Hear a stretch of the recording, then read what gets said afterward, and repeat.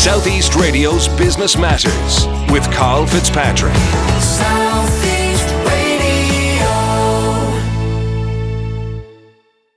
Welcome back to Southeast Radio's Business Matters with me, Karl Fitzpatrick. Well, Paul Lanigan's reputation as one of Ireland's leading sales trainers has been derived from his ability to deliver practical and valuable sales advice through his unique edutainment style. Paul joins me now to discuss the sales process and to identify new ways of securing a sale. Paul, start by talking to me about the Sandler approach to sales. The Sandler approach is, first of all, from a personal perspective, looks at not just the behaviours that are necessary to be successful in sales, having goals, having a plan, bringing energy and vitality, being disciplined and being accountable. They're classic behaviours that are required to be consistently successful. But on their own, they're not enough. What's also necessary is that we have the right attitudes, the right belief systems that support us in going after the right type of business, but also overcoming self-limiting beliefs. If you've ever been in a selling situation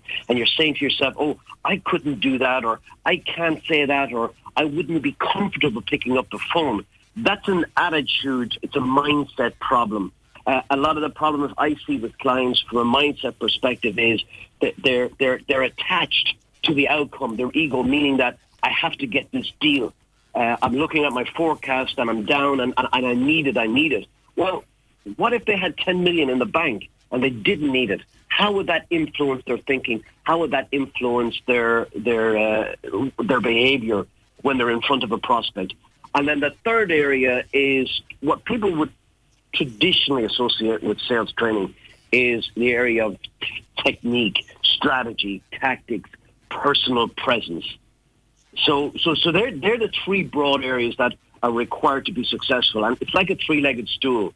If you only have two arms or two legs, it doesn't work. You have to have all three. So that to me is what's required, big picture. It's what we call the success triangle. Now, one of the big challenges for businesses right across the Southeast is with regard to recruiting the right salespeople. What advice would you have for our listeners in that respect? First of all, I would be very, very careful of hiring the people we like. And that's a classical mistake people make. What I would say to people is, have a hiring process, have several steps in it. For example, I would always recommend at least 5 interviews. Each interview would have a very different purpose and not necessarily the same people conducting the interview, because we all suffer from this thing called the confirmation bias. And in an interview, you meet somebody, you like them. What happens is then from that point onwards, you're just looking for information from the prospective hire that confirms that why you like them and that they're a good candidate. And if you dislike them, then we also look for that, and everything about them annoys us, and that's a mistake. Secondly, I think people don't think hard enough about running negative interviews, trying to find out what a candidate will be like when things go wrong and the proverbial hits the fan. Everybody's a legend when they're being hired, and then they end up being Mr. Bean once they get their feet under the table. And the problem at that stage, particularly with our employment laws, is that that's expensive. It can be quite some time before you find out you've got a Mr. Bean and not a superhero. And then I also think people don't utilize some of the technologies out there, some of the psychometric tests that are available that on their own I would never rely on them to make a decision. But what they can do is throw up some areas that require further examination, where you need to shine your spotlight and figure out, what is it about this person? Are they overzealous? Are they too driven? Because we all need to be driven and be goal-oriented to be successful. But when sometimes any of those traits are taken too far, people can trample on others in order to get to their goal. So it's very important that you have both the subjective and the objective assessments that help you make an informed choice. So, again, there's a lot more into it when you get into, well, what would you do in a first interview? What would you do in a second interview? So on and so on. For example, one quick one is that if you're a salesperson, and most salespeople at some stage have to use the telephone, whether that's at the very beginning or even if it's an inbound lead, they're going to pick the phone up and set an appointment. Well, How did they come across on the phone? So make that your first interview. Make it a 10-minute interview. They have to call you, and if you're not buying into them in those 10 minutes, why waste time meeting them after that? So there's lots of little tips you can apply along the path. So once you have the right salespeople on board, talk to me about the ideal onboarding process. So we would all recommend something along the lines of a 90-day onboarding process, so that you would have 13 weeks, and each week would be mapped out, and you would say, what does that salesperson have to be able to demonstrate? What do you want them to know and do at the end of week 1? And what do you want them to know and would do at week 2? So it might be, for example, okay, we need you to read the operations manual on week 1 and present back key highlights on the Friday. And that's the key thing. Each week there's something different. And on each week then you have to inspect what you expect. So if you expect them to be able to, for example, stand up and give an elevator pitch or a company pitch in 30 seconds on why somebody might be interested in product X or solution Y, then you've got to inspect it.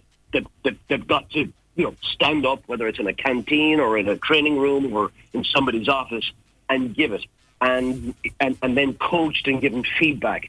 So once you design that process and you say, to be successful in this role, this is what you've got to be able to do and say. The key thing then is to map that out, and then you've got a consistent onboarding process that you can tweak and fine-tune as new people come into the operation. One of their first tasks following that will be prospecting. Now, I think that many companies out there, they don't put enough of effort and time into defining who their exact target market is, or even identifying that sweet spot customer. Well, in terms of identifying the sweet spot, the target market, I guess that's going to be unique to each individual company. What's the business model? Who are they targeting? Is it homeowners? Is it CEOs of SME businesses? Is it corporate? And I think it's hugely important. I'll give you, for instance, in my business. I have over the years spent time working with SME organizations, and more latterly spent a lot of time with large multinational corporations. How they buy and what they care about are entirely different things. How they make decisions and where they get their money from, and how sensitive they are to spending money, and how long you get to stay in there before there's an element of turnover, and it's radically different. So if you're not clear on who your prospect is, everybody looks like a prospect. And the problem with everybody is nobody. You have to focus. What's your thoughts on cold calling? Is it something that you would advise salespeople to stay away from or to embrace? Oh, good question. It's interesting. Look, some people are good at it, and some people are not. If it's not your thing, don't do it. Now, that said, it can be taught. Most people are horrendously bad at it because they've never learned how to do it properly. So if you take, say, a group of 100 salespeople, there's going to be 20% of those people who will never be good at it because they're so uncomfortable. It's not a technical issue for them. It's just something inside them. It's just they're not able to overcome the discomfort. And if you're going to be uncomfortable, no amount of technique is going to help you be a really good prospector. For others, if you're willing to be uncomfortable, if you're willing to push yourself and try out new techniques, you could be really successful at this.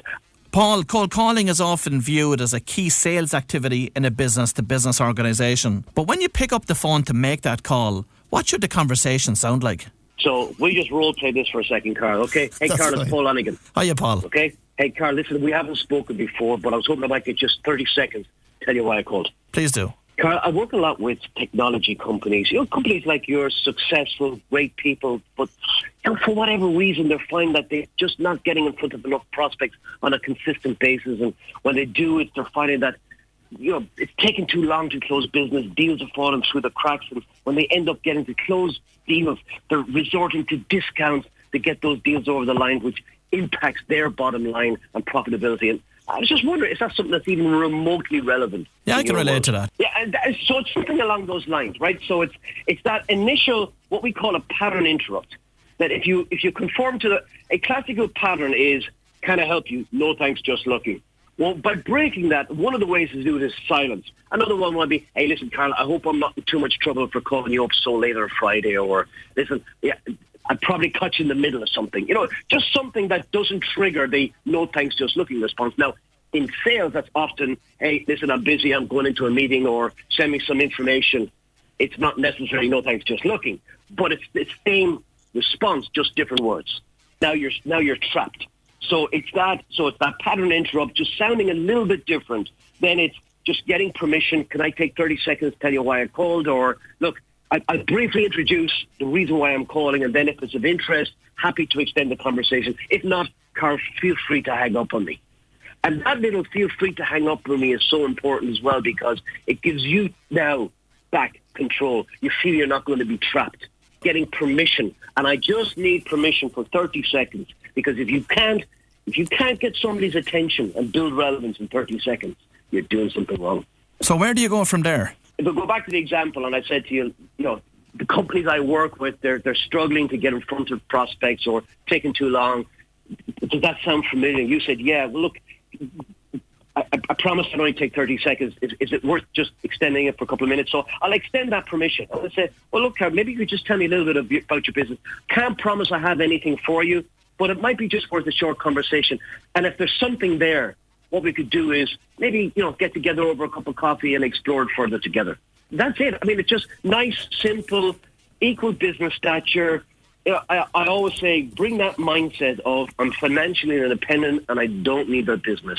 I'm just out to see if there's something here that's worth exploring further. No pressure. So what's your objective from the first call, Paul? So the back of my mind is that next step is a meeting. Now, that can be a phone call. That can be a half an hour on the phone. If somebody's remote, I would always say if somebody was at an hour's drive, go see them. Or it's to find out that there isn't a good fit there. There's no need for us to meet. Why waste time when there's no need? I'm not a believer that your job is to go out and try and convince people. It's like, if you're selling Panadol tablets, you have two options. You can go around to everybody tapping them on the shoulder and saying, do you have a headache? Do you have a headache? Do you have a headache? I've got these great tablets. Or you can find people who are already in pain. And if they're already in pain, then it's very easy to sell them because they're already in a state that they're receptive to somebody who can help them take that pain away. Paul, you have an upfront contract. Talk to us about that. Upfront contract is very simply, it's just a short conversation about what's going to happen and why are we here? Why are we discussing it? So, for example, it might be, if I was coming to meet with you, Carl, hey, Carl, listen, appreciate you inviting me in. Are we still okay for 45 minutes that we discussed? And that's the first thing. I just checked that. We're still okay for time. I'd also say, thanks for inviting me in. I'm not begging. I'm not here because I begged to be here. You invited me in. And say, listen, I know when we spoke the last time, you said you wanted to talk to me about A, B, and C. Is there anything else you'd like to address in our conversation today? And you might say, yeah, Paul, I'd like to talk about D, E, and F. Cool, we can do that. And would you be okay, Carl, then if maybe I started, I had a few questions I wanted to ask you, get a better sense of what's important to you, what you're looking at currently, and where you want to go with this. And then, look, at the end of our 45 minutes, if it isn't a good fit, look, we could just shake hands and we could leave it there. It's not worth continuing further. But if you do want to explore it further with me, what I suggest is we'd set up another meeting, maybe invite in some of your colleagues, maybe go a little bit deeper on this, might involve a presentation. Would you be comfortable with that? So that upfront contract is really just outlining the structure. It's how did we get here? What are we going to do? And where are we going to go? It's that past, present, future narrative structure. So would the majority of that first meeting then be identifying their real needs? For sure. Part of that is obviously you're focused on building rapport, but I think that's something you do in every meeting anyway to get people comfortable with you. The upfront contract is more about people getting them comfortable with where you're taking them, and then where you're taking them is to understand where's the gap between where they are and where they want to get to. And that's what we call pain. What are the kind of things that bother them? And that could be pain in the present, some sort of pressure that they're under or some sort of trouble that they're in, or it could be something that they want to avoid coming down the line. Say, for example, insurance people would often sell financial services based on making sure that you are financially secure in 20 years' time when you retire. That's not a pain I have in the present. It's going to be something that I want to avoid getting to retirement age and not being able to retire, as an example. One of the best pieces of advice that I was given over the years around sales is that always confirm the date and the time of the next call or meeting before you leave this meeting. Well, that's interesting you say that, because if you think about the upfront contract structure, I introduce it as something you do at the start of a meeting. But let's say we have a successful meeting and we want to go on to the next one. Well, before we leave this meeting, we'd have an upfront contract for the next one, which would include the date, the time, who's going to be involved, what are we going to cover, and what decisions are we going to make. And I suppose really what that does is it makes sure that the chances are they're going to follow through with that. That's exactly it. It makes it a lot more efficient, a lot more effective, and it removes what we call this mutual mystification, where both parties are not quite sure what has to happen, who needs to be involved. You're working those details out in advance, and you're making sure that we have the right resources, the right people. We've set aside enough time, not got blindsided because we just didn't think it through. So you've agreed the principle of meeting two. What takes place then in meeting two? Depends on the business. For some businesses, that might be your closing proposal presentation. For others, there might be 7 or 8 meetings involved in a deal because it takes place over a year. So it really depends. You know, I have clients who might take 3 months to identify an organization's pains around their solution because there's so many people that have to meet, can't get them all in one meeting. Maybe they have to have a different type of meeting, say with a financial controller or with a purchasing manager or with a technical manager, etc. For others, maybe more like my business, that could be just there to close the business and go through the details. In a less complex situation, meeting two would be about making a presentation? It could be, yeah. I mean, that's what we call a two-call close. So the first call there is to figure out what's going to motivate them. What's their motive for taking action? What do they have the means? Are they willing to invest the necessary money, time, and energy? Maybe are they willing to de-invest in an existing relationship? I want to find that out early and not late. Very often you'll see people and they'll put so much time into their sales meetings only to find out on the 3rd or 4th meeting that, hey, you know what, they weren't willing to de-invest in an existing relationship or an existing product. So these are things I want to find out early. How will the decision get made? So I find out who's involved and what's the process. So when we come back on the second meeting, the right people are in the room. And that is part of my upfront contract then for the second meeting. The outcome of that is to make a decision to buy or not to buy. One of the big challenges for salespeople is around the area of objection handling. What's your advice in that respect? So here's my thoughts, first of all, before I give advice. I think that at least 90% of all objections we cause ourselves. It's our fault, that they're totally, totally unnecessary. And when I look at the objections that I see salespeople have, I go, okay, if we change our approach and we go through examples of what that might be, would that objection come up? I'll give you a simple one. People will say, I get this objection all the time that they have no project. I'm going, well, why are you asking them about a project? That's irrelevant. What's relevant is there some pain there? And if it is it worth discussing? Is there some value in that? So you don't run into that objection because you're not asking that question. Of course, there's other objections that can come up. For example, I don't have the budget. That's another load of baloney because it's never about money. A similar one is, I don't have time. Think about this one, Karl, for a second. You call somebody up and they say, listen, I don't have time, I'm really busy. Well, is that really true? What happens if that person's boss called them and said, hey, listen, I need you for half an hour? Guess what they do? They'd make the time. It's all about priorities. Exactly. So what they're really saying is, I haven't discovered a reason why I should find the money, or I haven't discovered any reason why I should make the time. Now, that's a different issue. So very often when we hear these things on a surface level, we're trying to solve the wrong problem. So, if something is of value and it's important to somebody and they have money, they'll find it. That's why I don't even like using the word budget. It's almost people are too scared to say, is money available? Because that's what we need. I can't feed my family on a budget. It has to be money because that's what the bank likes. So we sometimes dance around these terms because we're uncomfortable talking about money as a society. And one other area that salespeople are very much afraid to talk about is asking for the sale. So when it comes to closing that sale, Paul, what's the best approach to take? Okay, well, what I was first to say is that I'm going to probably surprise everybody listening to this when I say you don't even have to ask for the business. And I'll give you it for instance. And this example I'm going to give you is also will speak to what we said earlier about the upfront contract and how powerful it is. But I'm giving it to you more around how to close a piece of business. So I'm going to take you back to 2003. My first big corporate client in this business was IBM.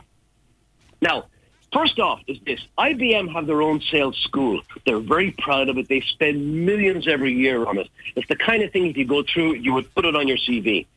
If I call up a sales director, as I did, and I introduce myself saying, hi, I'm Paul Lanigan, my company is Sandler Training, we do sales training, we're a leading provider of blah, blah, blah.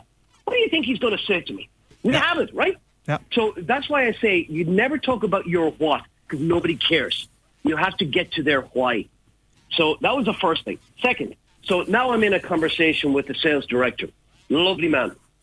And he, in the conversation, he says to me, well, Paul, as you know, we do have our own sales training school, so your stuff would want to be different. And I said to him, look, Peter, I said, I could tell you it's different, but I'm biased. That's what I'm going to say. Only you can judge if it's, different for you. So I said, can I make a suggestion? Why don't we do this? Why don't we set aside a day and you bring in, he had 6 managers reporting to him. You bring in your 6 managers. We're going to start at 9 o'clock, but I'm going to stop at 10:30.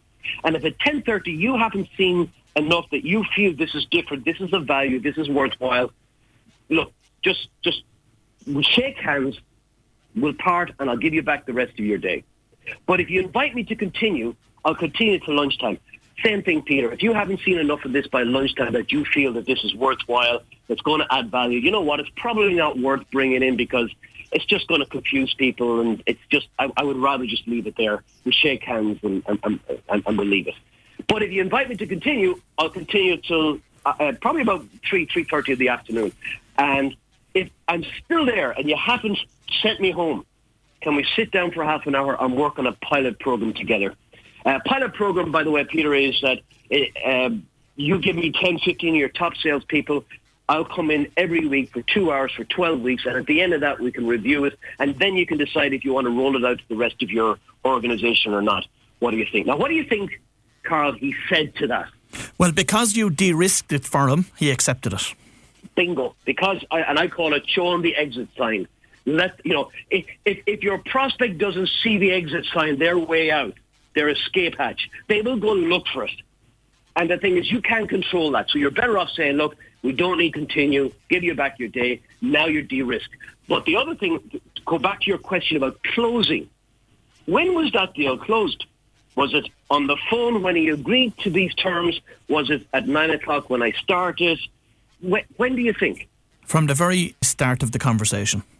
There you go, right? So there's no big close. So when we got to 3 o'clock, by the way, he said to me, well, Paul, you're still here. I guess I know what that means. And I said, what's that, Peter? And he says, well, we agreed to sit down and do the pilot program. I said, are you sure? And he says, absolutely.